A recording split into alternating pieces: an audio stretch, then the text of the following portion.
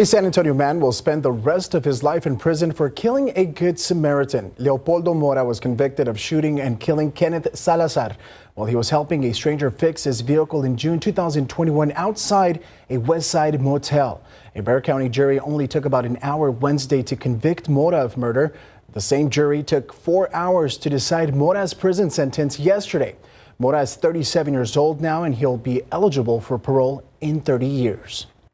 Well, the city of San Antonio will soon start paying bars and restaurants with outdoor venues money to keep the noise down. It's part of a $150,000 small business noise mitigation grant approved in the budget last year. There's a list of criteria a business has to meet, such as it must be a small business that's been open for more than a year. Those closest to homes will be considered, and the city's economic development office will open the application process at the end of the month. Up to $7,500 could be given to around 20 businesses that are accepted into the program. Now, the money would be used to hire a sound consultant and make renovations or buy equipment that will better noise mitigation. They can purchase the acoustical paneling or curtains or better speakers that help them be that neighbor. We want to help them bridge the gap to be able to afford it. And the city's development services has been working on the noise mitigation program for a couple of years. They are working with the Economic Development Office on this pilot program as well. San Antonio police are looking for a man who they say shot his significant other in the middle of a parking lot. These are the apartments on Pleasanton Road near Gerald Avenue and South Cross. Officers say a witness heard the man and woman arguing, then heard gunshots. The woman was taken to the hospital with a gunshot wound to the back. The suspect drove off. Police are still collecting evidence and statements. Right now, a woman is facing a robbery charge after an incident at a beauty store on the city's southeast side. The woman you see here is 22-year-old Elise Jones. She's accused of taking items from Ella Beauty on Southeast Military Drive near I-37. Now, a police affidavit says she was able to get away while two other people caused a disturbance in the store. And when an employee followed her to the parking lot, Jones is accused of pepper spraying her in the face. Now we go to Washington, D.C., where President Joe Biden is welcoming German Chancellor Olaf Scholz to the White House later today. This comes as the U.S. is preparing to provide more aid to Ukraine. John Lorick reports. The Biden administration has another round of military assistance for Ukraine. It will include mostly ammunitions and munitions that the Ukrainians will need for the systems that they already have, like the HIMARS and the artillery. This comes 1 week after the U.S. announced $2 billion in Ukraine security assistance funds, which earmarked money for equipment including multiple types of drones and mine-clearing equipment. This is a fight for democracy. The world has stepped up in providing them weapons and training. We just need to make certain that we give them what they need as quickly as we can so they can hold off the aggression from Russia. Secretary of State Antony Blinken met with Russian Foreign Minister Sergei Lavrov on Thursday at the G20 in New Delhi. It was the first time the two met since the start of the war in Ukraine. This was a rather brief encounter that the secretary took advantage of to convey clearly and directly messages that are important to the United States. Among the messages Blinken had, calling on Russia to end its war with Ukraine. President Zelensky has put forward a 10-point plan for a just and durable peace. The United States stand ready to support Ukraine through diplomacy to end the war on this basis. President Putin, however, has demonstrated zero interest in engaging, saying there's nothing to even talk about. I'm John Lawrence reporting. Taking a look outside through live cam, it's a beautiful day, San Antonio. It's 74 degrees. I'd say it's good enough of a day to wash our cars. Yeah, hopefully there's not more rain in the forecast, right? Not for at least a week, guys, or maybe 5 days at least. So we're going to see a pretty nice stretch coming up. The weekend is beautiful. We've got blue skies right now. We're going to see blue skies tomorrow, probably most of Sunday too. So any outdoor plans you have coming up next couple days look a-okay. There's the scene outside. It is so very nice. 71 degrees. Dew point is at 25 and falling thanks to northwesterly winds that are still a bit gusty. They're at 18, gusting a little bit higher than that, but the winds have calmed significantly from where they were last night. As we look across the state, 50s and 60s for the most part. You got to go down into deep South Texas before you find some 70s on the map. Quite a bit cooler than yesterday. Eagle Pass, by the way, hottest place in the country yesterday, 102. They won the award for the hottest spot. Not today. It's going to be about 25 degrees cooler there, and about 25 degrees cooler for a lot of spots here in South Texas thanks to that front.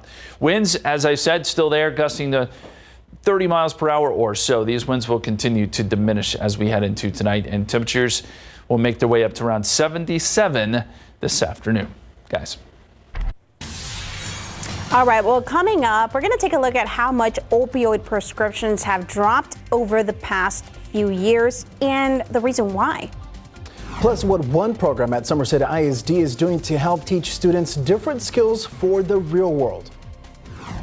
But first, Japan makes a big discovery. How many islands have they discovered and that they had no idea even existed?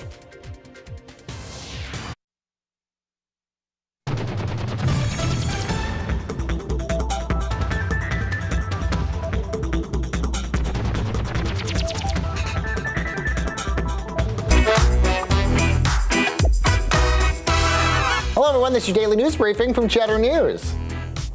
Japan just discovered they have 7,000 islands in their territory that they didn't even know about. The Geospatial Information Authority of Japan conducted a digital mapping survey and found more islands than when they did the last survey back in 1987. Back then, they found just over 6,500. Now there's over 14,000. Meanwhile, Ford is restarting production of their top-selling electric F-150 Lightning trucks that they paused production on last month due to battery problems. Ford says one of those trucks caught fire during pre-delivery inspections. A spokesperson said the battery issue was not the problem for any of the trucks, though, that are currently on the market. And according to a survey released by AAA, 70% of people said they were afraid to use self-driving vehicles. That's up from 55% just the year prior. The main reason for the hesitancy revolved around the technology's safety and reliability. And that's Cheddar News Update. I'm Baker Machado coming to you from Cheddar Studios in New York City. In your health news now, the opioid overdose pandemic continues to be a public health crisis. That's right, and emergency departments aren't prescribing as many of the powerful painkillers. An analysis showed that from 2019 to 2020, opiates were prescribed to patients leaving the emergency department only 8% of the time, down from 12% in 2017 to 2018. It shows that doctors are being more cautious around the addictive drugs, but time will tell if that will help curb the opiate crisis. A new study shows preterm births during early pandemic lockdowns were lower than expected in a handful of wealthy countries. Researchers looked at more than 50 million births in 26 countries between January 2015 and July of 2020. They compared data from spring of 2020 to predictions for that time period. Now, their analysis showed preterm births during the early lockdown months of the pandemic were more than 20% less than expected in Australia, Israel, and a handful of other European countries. Now, it is unclear why preterm births dropped in other countries during the lockdowns. And taking a look outside, again, it's a beautiful day, 74 degrees. Let's check in with Justin to see how this weekend is going to hold out. Justin. Yeah, it feels cooler today because we had that front come through. It's actually quite a bit cooler, but it's still above average, if you can believe that. We're starting to jump up into the 70s now, 71. The latest reading, the average for today is actually 71, so we're still above average despite that cold front moving through. 51 was the low this morning. Records are 92 and 21, those not in jeopardy today. We're going to see some really comfortable temperatures over the weekend. We'll look at that forecast is coming up.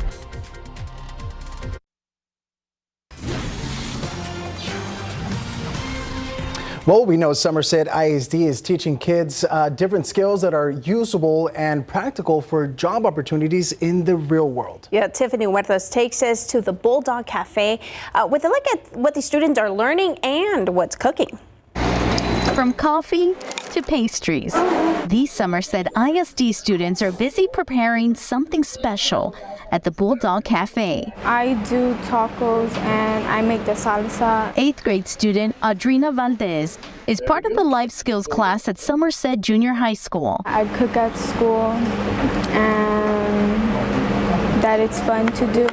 Every Friday we would normally set up for teachers again, so we sell coffee, tacos, pastries, any kind of breakfast thing that we might think of. The kids research everything. They put it all together. This program started last year. It's lifelong lessons they can use and take with them no matter where they go, whether it's in a job or it's at home or, college or whatever. Today, students are delivering coffee to Savannah Heights Intermediate School. It teaches them customer service, puts a smile on their face, has them interact with other individuals. For Audrina, she wants to continue learning and wants to work in the restaurant industry. I like to cook and I like to bake. The next phase of this program is to partner with local businesses to provide job opportunities for the students. Reporting from Somerset ISD, Tiffany Huertas, KSAT12 News. It's great to see people doing great things. And also, happy birthday, Tiffany. I know that you're enjoying this beautiful day along with your family and your beautiful baby girl, Mia. We are wishing you the absolute best today and always, Tiffany. Hope you're having fun. Hopefully someone's making her a cake. That's right. Some pastel de tres leches would be great. And right now on KSAT.com, check this out. Atascosa County Animal Control was in for a surprise when they responded to a call yesterday morning. They discovered an alligator on the road off of 281 near Campbellton. Say what? Yeah. Officials say that while alligators are common in the southern end of the county, this one was bigger than normal. It was between 10 and 11 feet long, while they typically see them between 5 and 6 feet long. Now, Texas Parks and Wildlife Department and a ranch hand were able to push the alligator into a local pond. So the news there is that alligator is still out there somewhere. So be careful. That's right. The question is, why did the alligator cross the road? Probably to get to the pond, right? Probably. Probably so. It's interesting. I think weather probably played a role in that. They had a storm come through that night. It makes you wonder if maybe some flooding or some activity pushed that alligator a little bit further out from where he normally would be. We'll see. But glad he's found a new home. Oh, yeah. Speaking of rainfall, let's take a look at some of the numbers. I like to show this graphic. How many days has it been since we've seen a half an inch or more at the airport? It's actually been 29 days. You got to go back to February 1st because yesterday we only picked up 0.16 of an inch, so technically not half an inch. It's been 190 days since we've seen an inch or more at the airport. And this is the mind-blowing stat. 505 days since we recorded 2 inches or more of rain at the airport in a single day. You got to go back to 2021. Gives you some perspective on just how dry it has been. Yes, we've had some rain events, but they haven't produced a lot of rain. And that's why things are still pretty dry. Now, this is nowhere near the stretch that we had back from 1951 to 1956, where we went over 1,000, over 1,500 days without 2 inches or more of rain. But it is definitely a dry period for us. And as you look at the rainfall last night, some decent numbers, not great. It came with severe weather, too. That was the downside. About 0.16 of an inch at the airport. Heritage Middle School picked up about 0.7. Converse, about 0.7. Bernie, New Braunfels, right there at about 0.3. So it was decent. Again, not great. And those storms quickly pushed east. The aquifer did get a boost, though. It's actually up some. This should be updated. It's up about 0.3 of a foot today. So glad to see that. Maybe it'll continue to jump up a little bit more as some of that rain funnels into the aquifer. Outside, we've got 71 at the airport, 73 at Stinson. Northwesterly winds right now anywhere from 10 to 20 miles per hour and still a little bit gusty. Temperatures, though, are fantastic. 66 Kerrville, 71 New Braunfels, 71 Gonzales, 76 in Pleasanton. And around Bexar County, we've got low 70s at this hour, but these numbers should climb into the upper 70s by the afternoon. Those wind gusts, it was so very windy last night. We had, of course, wind gusts up over 50, even 60 miles per hour in some cases with those storms last night. And then behind that front, we even had some very, very strong winds. Still seeing gusts close to 30. These numbers should start to subside and come down as we head into the afternoon, and definitely by the evening these winds will lie down and it'll be quite a bit calmer outside. 76 by 3 o'clock, 77 the high temperature at 4 p.m. and then 72 at 7 o'clock and then falling into the 60s tonight and eventually 50s by midnight. So it'll start to get a little bit chilly after sunset and certainly by tomorrow morning. 47 to start here in San Antonio, 47 for Fair Oaks Ranch, 45 in Bandera, 49 in Seguin to start your Saturday, but we end up in the 80s. So it'll be one of those days where we start off chilly but end up rather warm. Here's the big picture. That storm system that brought all the severe weather to Texas, it's moving north and east now and producing more severe weather there. There are tornado watch boxes out ahead of this line, which is pushing through parts of Alabama and will work its way into Atlanta, Georgia, probably a little bit later today. And then you got rain and snow on the north side of it. So busy system. It's one of those spring-like systems that is causing havoc or wreaking havoc across a large portion of the country. But we're on the back side of it now, and we'll get some great weather today and tomorrow. 81 on your Saturday, 82 Sunday. We will start off with a little bit of patchy fog Sunday morning as humidity starts to make a comeback. And more humidity by Monday and Tuesday. That leads to some morning fog and clouds both days. And then by the middle part of next week, we'll be watching for our next front. This one could have some cold air with it, but still a little bit early yet to say exactly when it arrives and how much cold air it will bring, guys. Yeah, I was really bummed out. We didn't get a lot of rain with this. It's unfortunate because my backyard needs it. Yes, and we need more. Hopefully we'll get some more down the line. All right, unfortunate, thanks. but it does seem like it's going to be a weekend to be out and about. For sure. Well, coming up, the goal one local church has for their blood drive this weekend and where you can go to register for it. And big movie news being released today. We'll take a look at that after the break.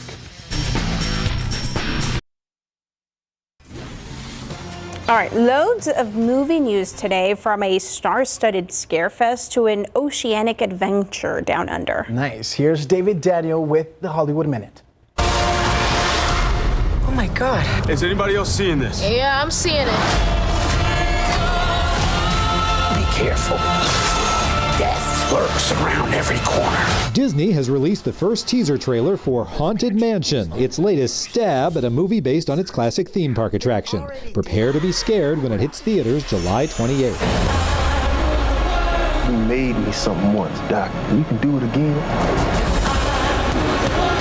It is my destiny to win the heavyweight championship belt again. Getting into shape for Big George Foreman, the miraculous story of the once and future heavyweight champion of the world, opening April 28th, was different for Chris Davis than for most big screen boxers. I didn't wear a ball cap. I cut my hair.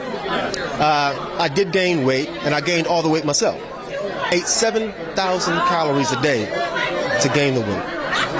Yeah, 50 pounds in 5 weeks. My name is Abby Jackson, and I'm 15 years old.